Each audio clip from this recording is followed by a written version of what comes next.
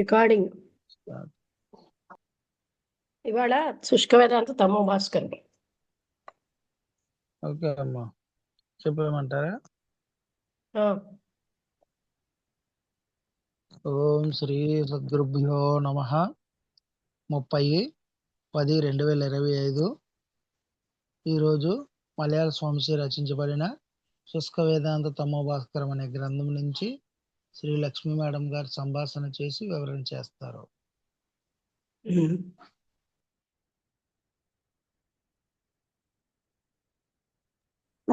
ఇంకో ఇద్దరు జాయిన్ అయ్యారు మేడం. అదే టైంకి రాకపోవడం వల్ల మనకి తెలియలేదు.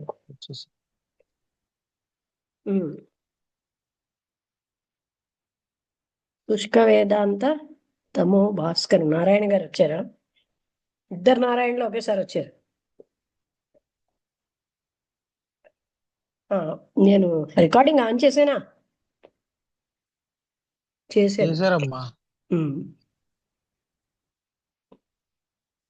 జ్ఞాన సంకలన తంత్రమున ఈశ్వర వచనము మహర్షులు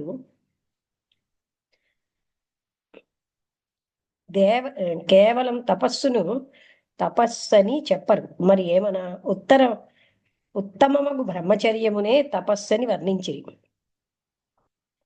ఎవడు ఊర్ధ్వరేతస్సు గలవాడగునో అట్టివాడు మనుష్యుడు కాడు, దేవుడే అగును. అనగా మానవ దేవుడని తలంచవలేను. అలాగే బ్రహ్మచారిణి అయిన స్త్రీని దేవతా స్వరూపమని భావించవలేను. బ్రహ్మనిష్ఠాదులను అనుష్ఠించు వారికి బ్రహ్మచర్యము లేనిచో శరీర దాఢ్యము చాలదు. అంటే ఇదేంటంటే తపస్తప ఇత్యాహం బ్రహ్మచర్యం తపోత్తమం ఊర్ధ్వరేత భవేద్యస్తు సదేవో నతు మానుష. దానికి తాత్పర్యం చెప్తున్నారనమాట.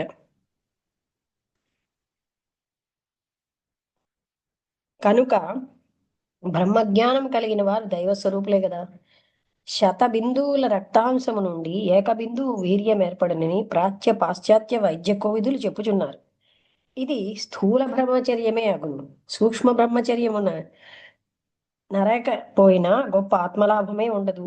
అది బ్రహ్మమునందు చరించుటయే, అనగా బ్రహ్మచింతనలో అమరుటయే. స్థూలము లేని ఎడల సూక్ష్మం ఉండదని మరువరాదు. దీప ప్రకాశం మాత్రమే చీకటిని అణుచునని ఒకరు వాదించుదురు. దీపములకు తైలమే ఆధారమని ఇంకొకరు దృఢముగా చెప్పు. ఇప్పుడు అనుష్ఠానములన్నీ స్థూలములే గాని సూక్ష్మము కాదని వాదించు వేదాంతులు మెండుగా గలరు. ప్రాచీన ఋషులయందు ఇట్టి ఆత్మవంచన పరమగు వచనం ఒకటి వెదకినను దొరకదు. కనుకనే వారు అతీంద్రియ జ్ఞానులై దివ్య జ్యోతిని దర్శించి నిత్య సుఖులైరి. గిల్టునగలు స్వల్పపు వెలకు దొరకవచ్చును. దాని ప్రయోజనం ఎంతవరకు నుండున్నది మీరు గ్రహించుదురుగాక. కనుక అనుష్ఠానములో ప్రమాదమును అందకూడదు. కరుణలేని వారి నిష్ఠానియమములన్నీ వర్షము లేని కృషి వంటిని అగును. కనుకనే అందరూ మతాచార్యులను భగవంతుని కరుణామూర్తిగా ధ్యానించుట ఉపదేశించి అట్టి భావన చేయువారు కరుణామూర్తులగుదురు. నిర్దయుని ఎవరునూ మహాత్ముడని వచింపజాలరు. బండపై ఎట్లు సస్యములు ఫలప్రదములు కావో అట్లే కఠిన హృదయము గల వారి యందు భక్తి జ్ఞానాది సుగుణములేవియు వృద్ధి గాజాలవు. కనుకనే వామన పురాణము ఏకాంత భక్తులు చేయు దైవారాధన పుష్పములనిట్లు వర్ణించినది. అహింసా ప్రథమం పుష్పం పుష్పమింద్రియ నిగ్రహ, సర్వభూత దయా పుష్పం క్షమా పుష్పం విశేషతః, సత్యమష్టవిధం పుష్పం విష్ణో ప్రీతికరం భవేత్. అంటే తపోనిధులకు మహర్షులు సర్వేశ్వరుని తమ హృదయ కమలములలో నెలకొల్పి ఆరాధించుటకు ఉపయోగించిన పుష్పములు ఇటువంటివే. అహింస, ఇంద్రియ నిగ్రహము, సర్వభూతముల యందు కరుణ, క్షమ, శాంతము, తపస్సు, ధ్యానము, సత్యము ఇటువంటి చిత్తవృత్తి కలిగి ఈశ్వర పూజ చేయువారే భగవంతుని కరుణకు పాత్రులు. ఈ పుష్పములచే పూజించిననే ఈశ్వరుడు సంతోషించును. ఈ దైవ గుణములు లేనివారు ఎన్ని పూజలు చేసినను బూడిదయందు హోమము చేసిన హవిస్సు వలె వ్యర్థమగును. సత్యం తపో జ్ఞానమహింసతా చ విద్వత్ ప్రణామశ్చ సుశీలతా చ ఏతాని యో ధారయతే స విద్వాన్న కేవలం యః పఠతేన్న విద్వాన్. సత్యము, తపస్సు, జ్ఞానము, అహింస, విధేయత, సుశీలము మొదలుగా కలిగిన గుణములు గలవారు విద్యలేని వారైనను వారే విద్వాంసులు. ఇట్టి నిర్మల గుణములు లేనివారు శాస్త్రములు ఎన్ని చదివినను అవిద్వాంసులే అగుదురు.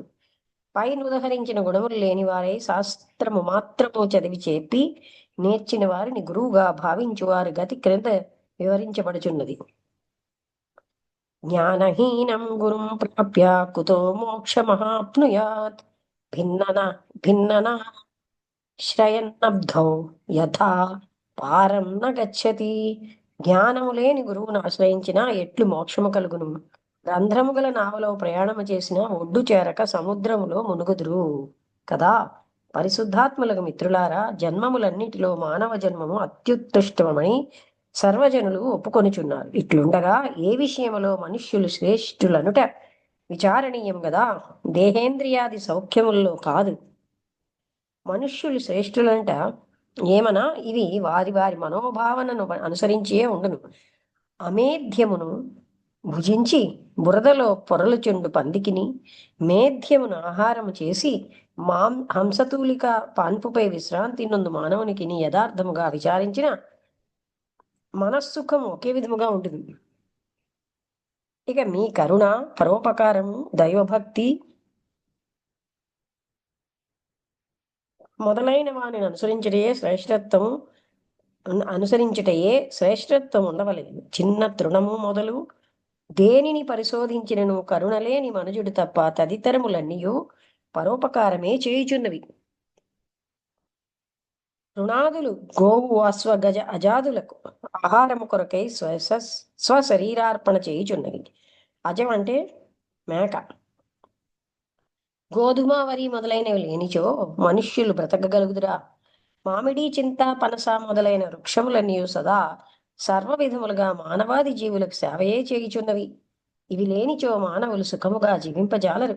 శుక, పిక, మయూరాది పక్షులు దివ్యగానము చే జనులను ఆనందభరితులుగా నర్చుచున్నవి.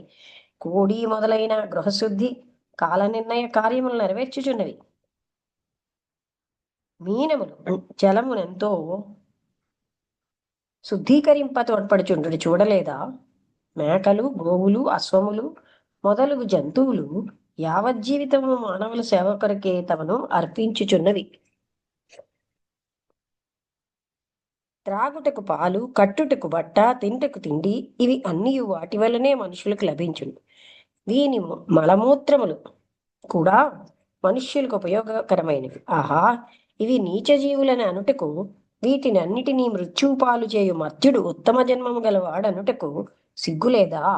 ప్రేమగల బిడ్డల వలె సాకి నమ్మకమైన వర్తనతో నుండి కోమల గాత్రముతో నుండి ఇట్టి జీవులన మనుష్యుడు వధించుట.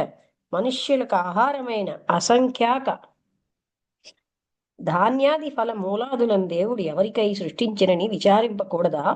శరీరమునకు, నరములకు, బుద్ధికి శక్తినిచ్చుననియు, రక్తశుద్ధి చేయుననియు, ప్రశాంత కోమల హృదయము కలుగచేయుననియు గల అగు పదార్థములు అన్నాది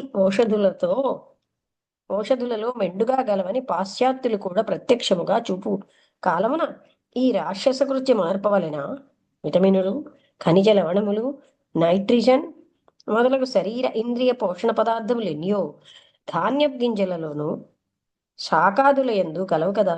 వస్తు పరిశోధన గ్రంథములను ఒక్కసారి చూడుడు, అప్పుడే మిమ్ములని భ్రమ అనడి దయ్యము వదులు. ఓహో, హింస భయంకర కృత్యము. హత్య చేయక మాంసము ఎట్లు దొరుకును? సాధారణ జనులు హింస జరుగు స్థలము చూడకపోవటచే దీని తత్వము తెలియక ఉన్నారు. వీరొక తూరి హింసాకృత్యమును చూచిరేని జన్మముండు వరకు హింసాపరహారమగు ఆహారమునకు బోనరు. అయ్యో శ్రీరామ, హింసించినప్పుడు ఆ పానికోట్ల సంకటం ఏమనవచ్చును? ప్రాణవేదన పరమకు దుఃఖరోదనము కరచరణములతో తన్నుకులాడుటయు రక్తము ప్రవహించుటయు చూచిన రాతివలే నుండు మనస్సైన నీరుగా కరగకుండునా ఇట్టి ఘోర కృత్యమునొనర్చు మనుష్య జన్మమును శ్రేష్టమని చెప్పుడెట్లు? శాస్త్రములలో మానవాకారము గల వారినందరినీ మనుష్యునిగా చెప్పుట లేదు. మనుష్యులను మృగ రాక్షస మనుష్య దేవతలని భాగింపై ఉన్నారు. యథార్థ భారతి అనే గ్రంథమును చూడుడు. సర్వభూతములయందు దయగలిగి దైవభక్తి పరులై సత్య ధర్మ వ్రతులైన వారిని మనుష్యులు అనుట శాస్త్ర సమ్మతం. తదితరులు మృగముల కన్నా ఎక్కువని శాస్త్రం అంగీకరింపదు.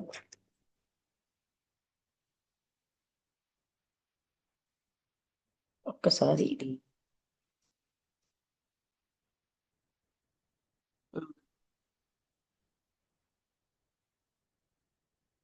సర్వేశ్వరార్పిత జన్మం గలవాడై బ్రహ్మనిష్టాపరుడైన వానిని మానవ దేవుడని మహర్షులు తలంతురు.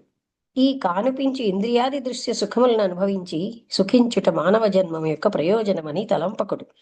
ఇంద్రియాతీతమై నిత్యమై శాశ్వతమైన దైవ సుఖమును అనుభవించువాడే యథార్థమైన మర్త్యుడని గ్రహించు భాగ్యము భూలోకమునకు కలుగునుగాక. లోకము పరమశాంతిని పొందునుగాక. ఓ పరమ పవిత్రులకు మహారుషుల సంతానములారా, దైవాత్వ స్వరూపులారా, ఈ రెండు వచనములను మీరు మరొక ఉండిలేని అదే మీకు తరుణోపాయమగును. దేహాది కార్యములో మీరు మహర్షుల వంశస్థులనియు ఆత్మకార్యములో దైవస్వరూపులనియు మరవని సాధన శీలించిన చాలును. ఎవరి హృదయములో ఇట్టి పవిత్ర భావన ఎడతెగక ఉండునో వారిని మాయగాని మాయా తత్కార్యములు గాని దీపము దగ్గరికి చీకటి చేరనట్లు ఏ దోషములను సమీపింపజాలవు. ఇట్టి భావనయే యథార్థమైన నిష్ఠను అలవాటు పరచును. దీనితో సమానమైన మరి ఒక సాధన సులభమైనది లేదు. ఇట్టి ఉత్కృష్ట భావన అలవాటు చేసుకుంటకు హృదయమున శుద్ధ సత్వగుణము కావలేను. అట్టి దానిని ఆహార సహాయం అత్యవసరము. అన్నం పుంసాసితం త్రిధా జాయతే జఠరాగ్నినా మలం స్థవిష్ఠో భాగస్వాస్మధ్యయో మాంసతామ్రజేత్ మనః కనిష్ఠో భాగస్యాత్ తస్మాదన్నమయం మనః. మనుజులు భుజించడు అన్నపాదులు జఠరాగ్నిచే త్రివిధములై మారుచుండును. స్థూల భాగము మలమూత్రములుగాను, మధ్య భాగము రసమై రక్తమై మాంసాది సప్తధాతువులుగాను పరిణమించును. కనిష్ట భాగము మనస్సై మారును. కావున ఎట్టి ఆహారం భుజించునో మనస్సు అదే రూపముగా పరిణమించును. అనగా సత్వగుణమునకు సాత్విక ఆహారమును, రజోగుణమునకు రాజసాహారమును, తమో గుణమునకు తామసాహారము కారణమని మరువకూడదు. పంచీకరణము రీతిగా ఆహారములో గల ఆకాశ సూక్ష్మాంశము అంతఃకరణముగాను, వాయువ్య అంశము మనస్సుగాను, అగ్ని అంశము బుద్ధిగాను, జలాంశము చిత్తముగాను, పృథివీ అంశము అహంకారముగాను మారుచుండును. కావుననే తస్మాదన్నమయం మనః అని ఋషులు తెలిపిన రహస్యము. ధనంచ భూమౌ పశవశ్చ గోష్ఠే కాంతా గృహద్వారి జన శ్మశానే దేహశ్చితాయాం పరలోక మార్గే కర్మానుగో గచ్చతి జీవయేకః. జనులారా, మీరు కష్టించి సంపాదించిన వస్తువులని మీకు ఎంతవరకు ఉపయోగపడుచున్నో వాటిని గురించి యోచింపుడు. ధనము భూమి అందును, పశువులు దొడ్డిలోను, ప్రాణప్రియమైన భార్య గృహద్వారములోను, బంధుమిత్ర పరివారముల శ్మశానములోను నిలిచిపోదురు. పాపపుణ్యములు తెలియక సంరక్షించబడిన ఈ శరీరము మండుచుండు చితాగ్ని అందు దహించబడును. తర్వాత మీరు చేసి ఉండి పుణ్యపాపములు వెంబడించి ఈ జీవుడొక్కడే పరలోకమునకు ప్రయాణం చేసేటి కాలము ఒకటి వచ్చును. ఈ సంగతిని దినమునకు ఒకప్పుడైనా స్మరింపుడు. ఆత్మస్వరూపులారా, వ్రతానుష్ఠాన సూక్ష్మదేహ శుద్ధియు, ధారణ ధ్యాన సమాధులచే కారణదేహ శుద్ధియు, తత్వమస్యాది మహావాక్యముల నిశ్చల విచారణచే మహాకారణ శుద్ధియు కలుగునప్పుడు మాత్రమే మేఘం వదిలిన సూర్యుని వలె మీ ఆత్మజ్ఞాన భానుడు ప్రకాశించును. జ్ఞానాత్ములారా, కర్మ భక్తి యోగ జ్ఞానములు అనేటి 4 మార్గములు అనాదిగా వచ్చుచుండు ఋషి పరంపరలై ఉన్నవి. ఇవి ఒక్కొక్కటియు మరి ఒక దాని అపేక్ష లేకనే మోక్షము కలగచేయును. ఈ అనుష్ఠాన చతుష్టయము గలవారు బ్రహ్మవేత్తలలో ఉత్తమోత్తములు అనబడుదురు.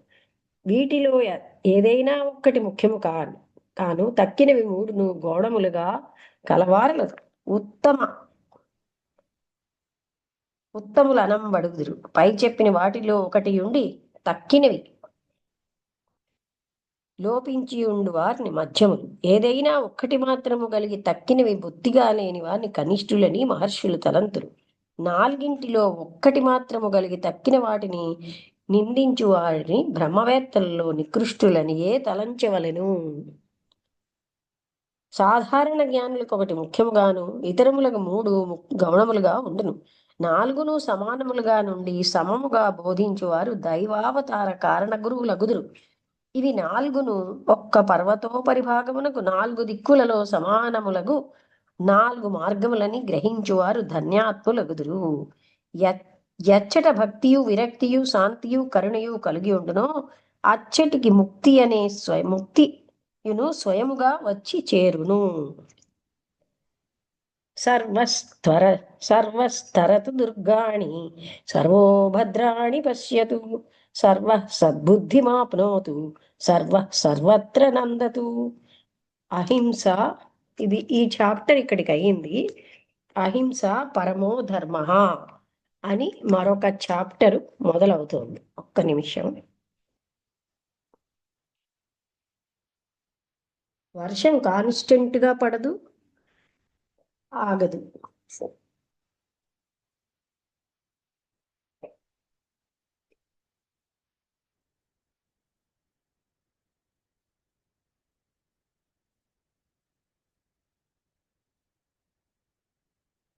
అహింస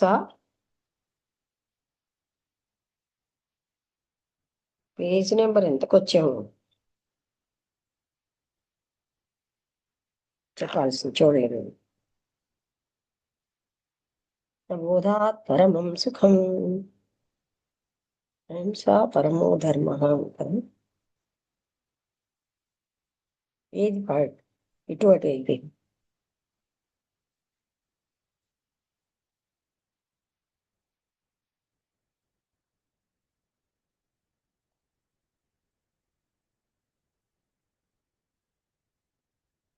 ఒకసారి ఇదేంటి, జీవకారుణ్యం అయిపోయింది.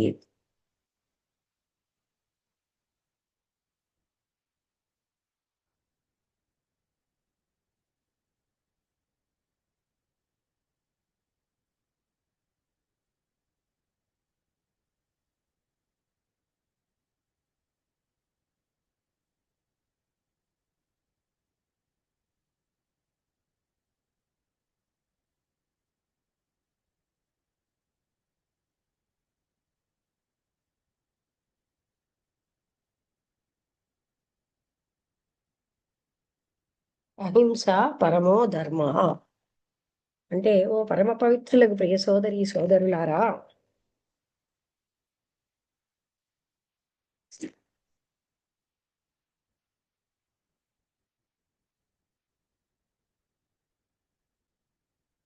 మళ్ళీ పేజ్ ఇది ఒక్కసారి అండి.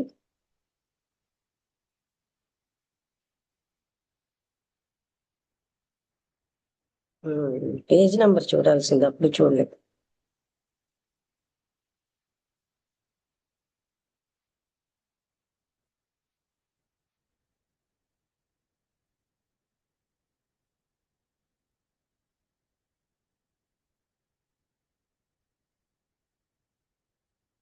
నాలుగు వందలకి వచ్చా.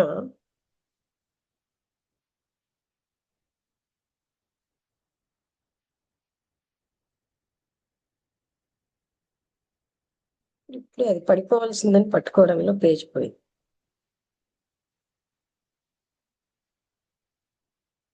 ఓకే, 397 అయిపోయింది.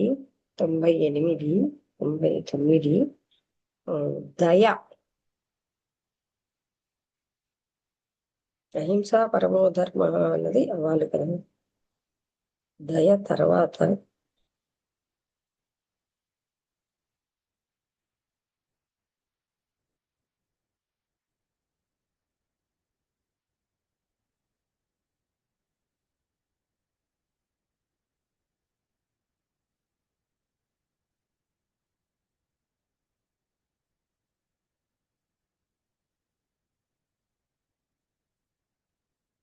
ఒకసారి ఒక శ్లోకం చదివితే తెలుస్తుంది. అంత పెద్ద చాప్టర్ ఉందా అందులో?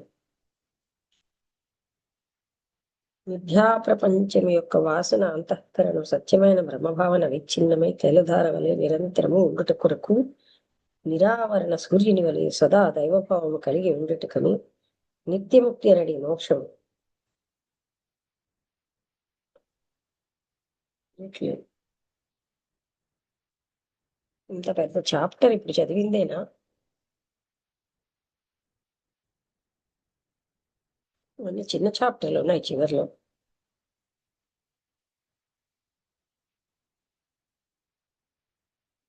సరే, ఏదో అహింసా పరమధర్మ కనబడితే చదువుదాం.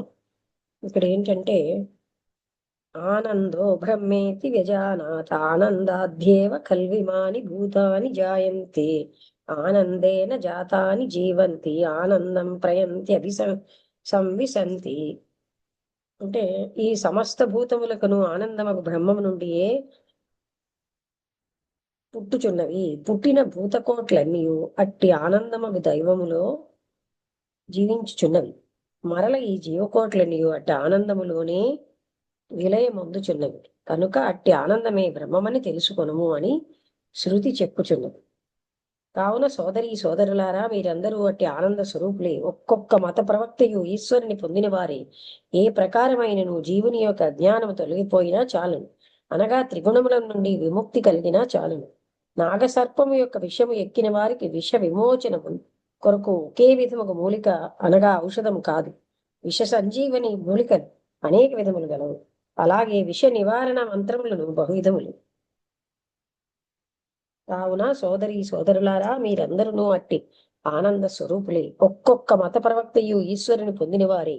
ఏ ప్రకారమైనను జీవుని యొక్క అజ్ఞానము తొలగిపోయినా చాలు, అనగా త్రిగుణముల నుండి విముక్తి కలిగినా చాలు.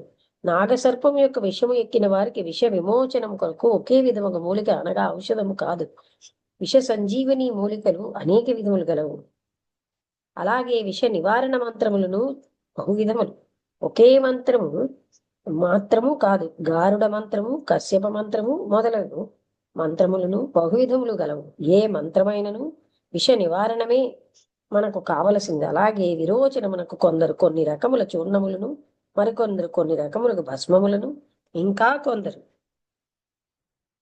కొన్ని లేహ్యములను, వేరు కొందరు కొన్ని కషాయములను, మరికొందరు కొన్ని వనరులను ఇచ్చెదరు. ఎట్లయినను మలశుద్ధి కలిగినా చాలును.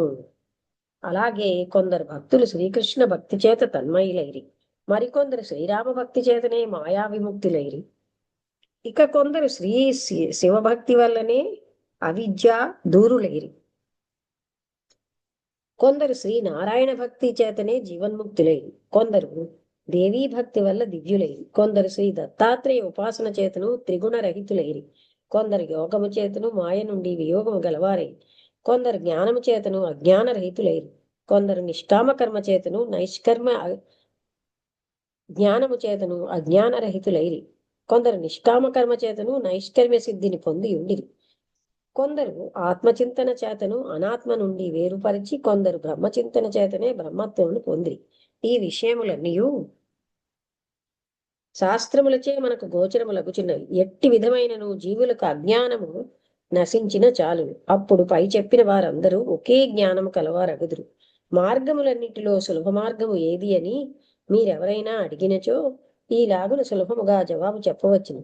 ఏ సాంప్రదాయంలో విరక్తియు సద్భక్తియు కరుణయు సత్యనిష్టయు అత్యధిక బ్రహ్మనిష్టయు కలిగి ఉండునో ఆ మార్గమే సులభ మార్గము. అది ఏ మార్గమైనను దైవ మార్గమే. అట్టిది గానిది అయినా దైవ మార్గమని చెప్పినను దయ్యపు మార్గమగును. ఇది కూడా అయిపోయింది కదా మనకి.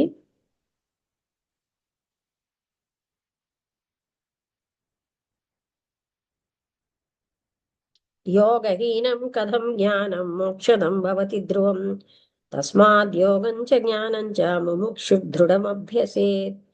ఇది కూడా చెప్పేశాం. అంటే మనం ఎంతవరకు వచ్చామంటే 400 పేజీకి వచ్చేసాం. సరే, ఇవాళ ఇక్కడి కాపున.